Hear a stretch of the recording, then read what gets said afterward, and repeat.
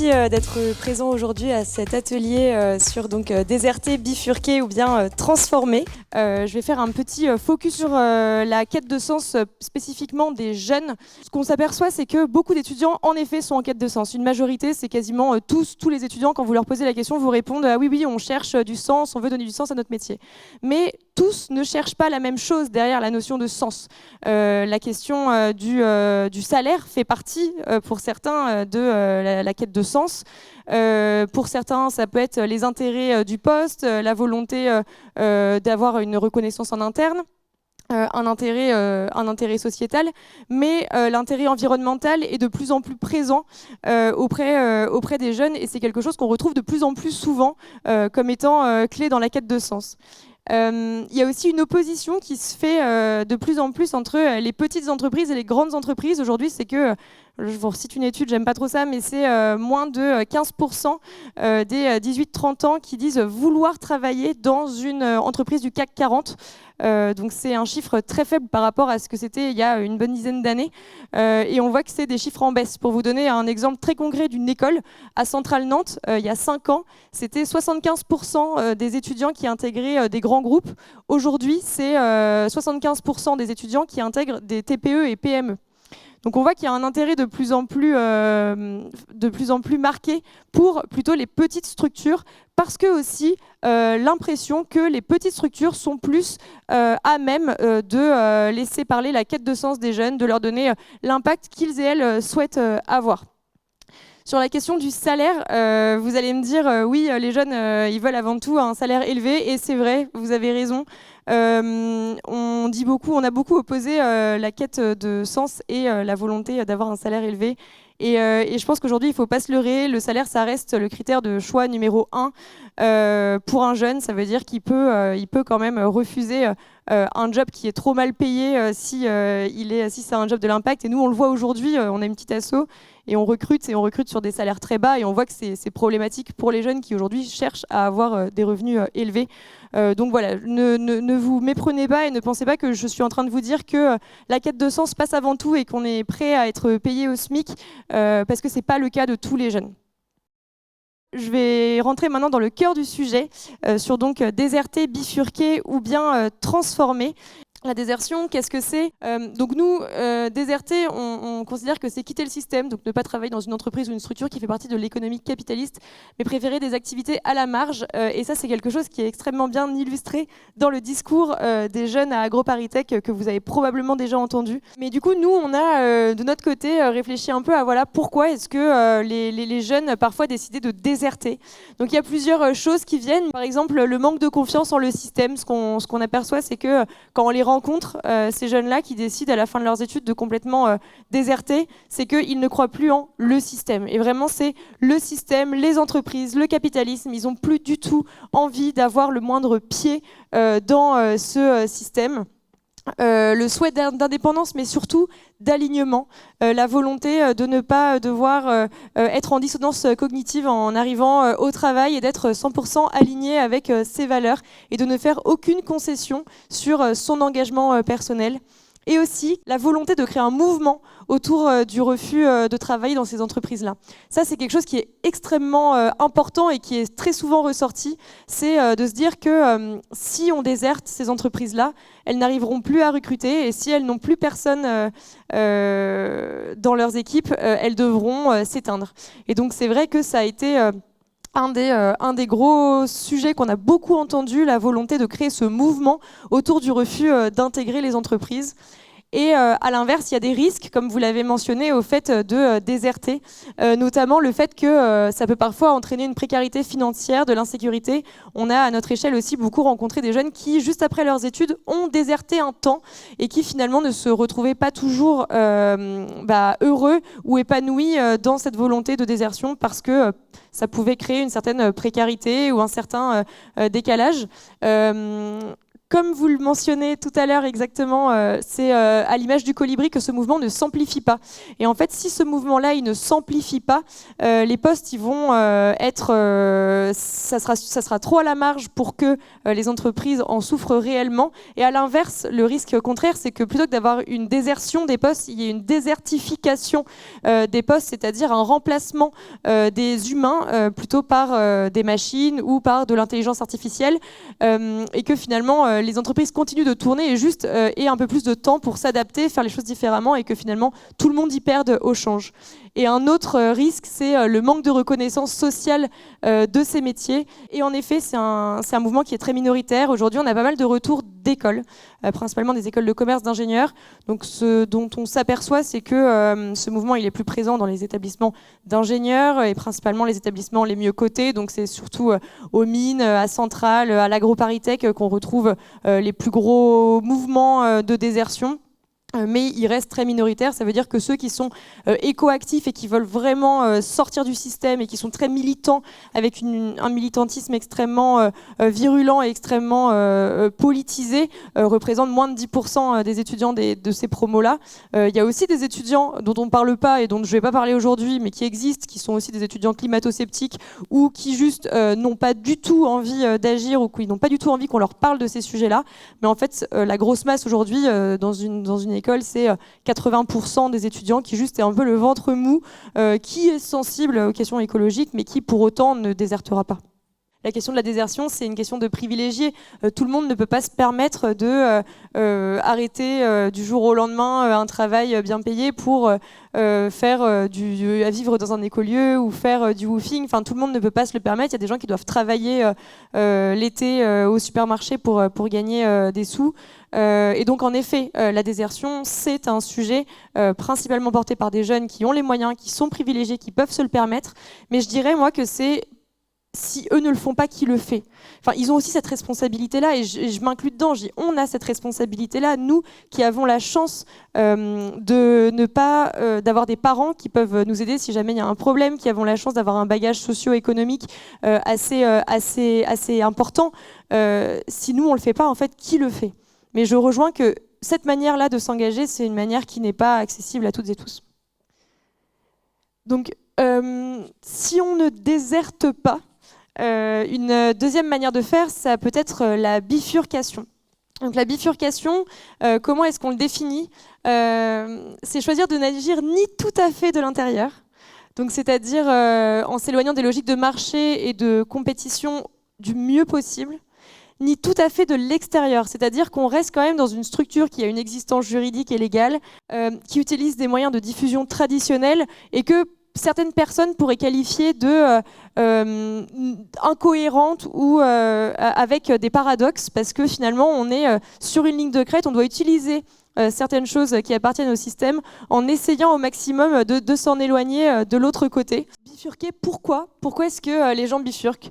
La volonté de faire les choses autrement, de proposer des alternatives durables, la volonté de défricher, ouvrir de nouvelles voies, être pionnier. J'aime bien citer Cyril Dion, à qui on a posé la question il y a à peu près un an sur France Inter. Selon vous, pourquoi est-ce qu'aujourd'hui on ne passe pas à l'échelle? Pourquoi est-ce qu'il n'y a pas une vraie transformation systémique qui est en train de se mettre en place, alors que on s'aperçoit qu'il y a besoin et que les choses vont dans le mauvais sens? Et il a répondu, dans toutes les grandes transformations de la société, il y a toujours eu 3 leviers qui ont été actionnés. Le premier, c'est il fallait qu'il y ait un contexte environnemental favorable, il fallait que les choses poussent à l'action. Et là, aujourd'hui, c'est le cas avec la crise écologique. On a les rapports du GIEC, on a les informations, les scientifiques le disent. Il y a un problème, il faut agir, donc ça, on l'a. La deuxième chose qu'il faut, ce sont des personnes qui soient pionnières, qui ouvrent les voies, qui sont essentielles pour justement montrer que la transformation de la société, elle est possible, elle est envisageable, elle est réalisable. Et la troisième chose, le troisième levier qui doit être mis en place, c'est l'effet de masse. Et il faut qu'un maximum de personnes s'engagent pour vraiment pouvoir avoir un impact auprès des gouvernements, auprès des organisations. Et aujourd'hui, c'est là qu'on pêche. Et donc c'est aussi pour ça que nous, on fait des documentaires pour essayer de sensibiliser un maximum de personnes à ces questions-là et montrer qu'il faut que tout le monde agisse et qu'on massifie l'engagement. Au niveau des risques de la bifurcation, il y en a plusieurs, j'en ai mis que quelques-uns. Le risque de rester dans un entre-soi, d'être toujours un peu sur la tangente, à chercher des manières de contourner un peu les lois, des manières de trouver un modèle économique aussi, parce que souvent quand on essaie de bifurquer, eh ben, il faut choisir de ne pas travailler avec certaines entreprises, de travailler différemment, de ne pas faire certaines activités. Et donc c'est beaucoup de temps à la recherche d'un modèle économique fonctionnel, et aussi le risque toujours d'agir à petite échelle. Et donc c'est pour ça que certaines personnes choisissent la transformation. Et en fait la transformation, donc nous on le définit comme étant le fait d'intégrer une entreprise ou une organisation n'étant pas spécifiquement engagée dans le but de réorienter son activité, donc on parle bien de son activité, de telle manière à la rendre plus vertueuse. Ça fait 1 an et demi que je fais un document, que j'écris, je tourne, je réalise avec Arthur un documentaire sur la transformation des organisations. Beaucoup de personnes qui transforment qui choisissent de faire le choix de l'intérieur.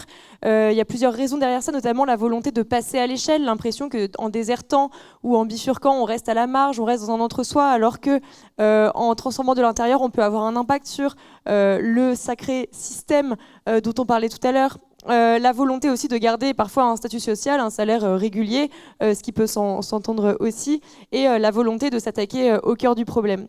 Et les risques, il y a la dépendance à la croissance, le processus long, le pouvoir d'agir limité, mais aussi le fait que la question de la transformation, aujourd'hui, c'est une notion qui est très large et qui peut vraiment vouloir tout et rien dire.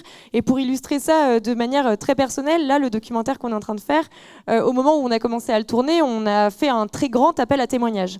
On a appelé beaucoup de personnes. Pour vous dire, on a recueilli plus de 250 témoignages qu'on a recueillis à l'écrit, sur lesquels on a organisé des appels spécifiques avec la personne. Sur les 250, on en a gardé 5.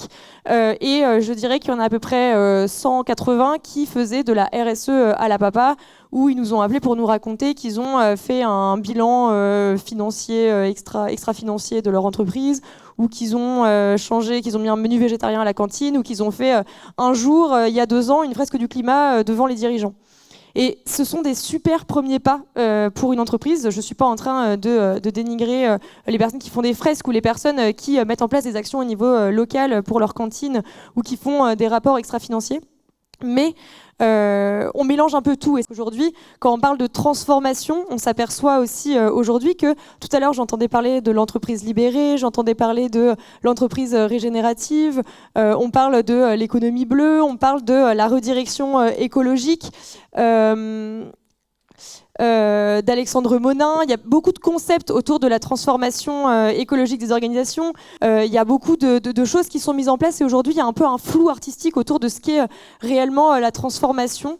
Peut-être pour juste faire le lien avec ce que vous disiez tout à l'heure sur les éléments facilitant à la transformation écologique des organisations, la vraie, notamment qu'est-ce qu'on peut faire pour vraiment transformer les organisations de l'intérieur.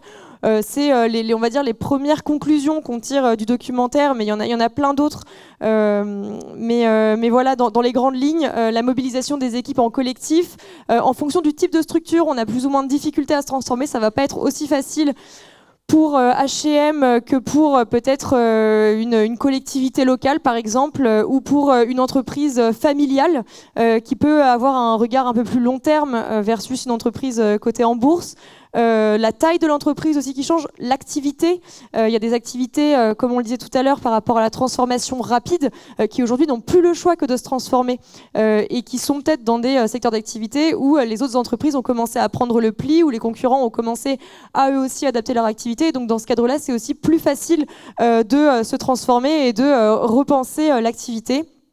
Bien évidemment, le soutien et le mot vision que j'entendais tout à l'heure, qui est extrêmement important, la vision de la direction, la volonté de la direction de prendre des risques, parce qu'aujourd'hui, face à l'urgence écologique, personne ne sait comment faire. Ça veut dire qu'on a toujours l'habitude, et souvent en tant que dirigeant aussi, d'avoir un plan d'action, de préparer un budget prévisionnel, de préparer des prévisionnels de plein de choses. Aujourd'hui, face à l'urgence écologique, on ne sait pas ce qui va se passer. On ne sait pas si demain le prix de l'eau va doubler, tripler. On ne sait pas dans combien de temps on n'aura plus de cuivre, ou même on ne sait pas par rapport aux enjeux géopolitiques de quelles ressources on va être privé prochainement. Donc aujourd'hui, on ne sait pas, on n'a pas de plan, et l'objectif, c'est que les dirigeants puissent aussi prendre des risques, essayer, tâtonner, et se dire on essaye, et si ça marche pas, on fait différemment.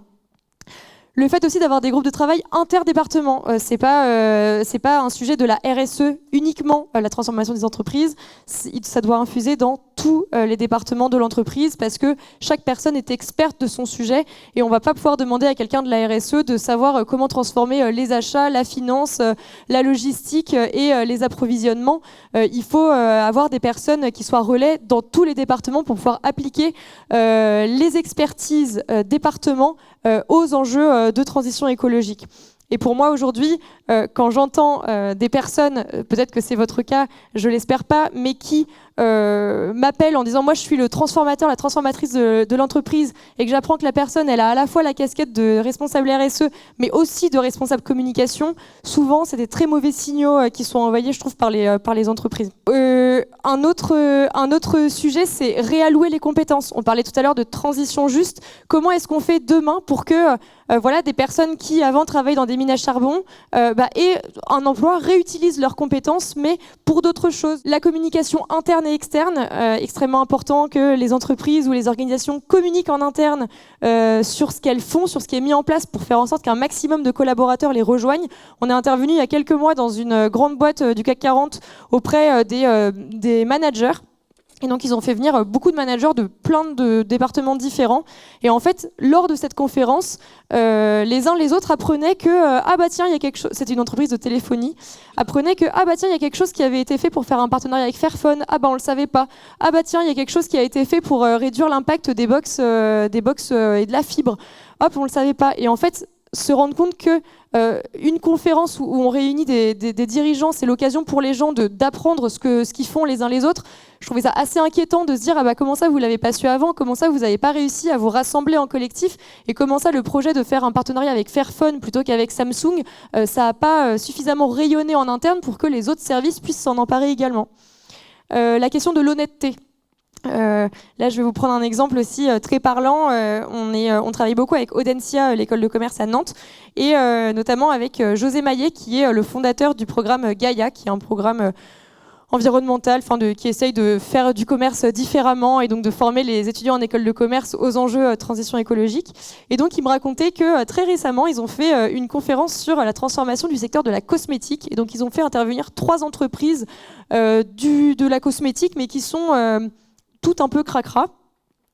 Et il y en a 2 qui ont vraiment exposé leur plan RSE, qui ont parlé de tout ce qu'elles faisaient bien, tout ce qu'elles avaient mis en place ces dernières années, avec parfois des termes un peu pompants, des choses très techniques.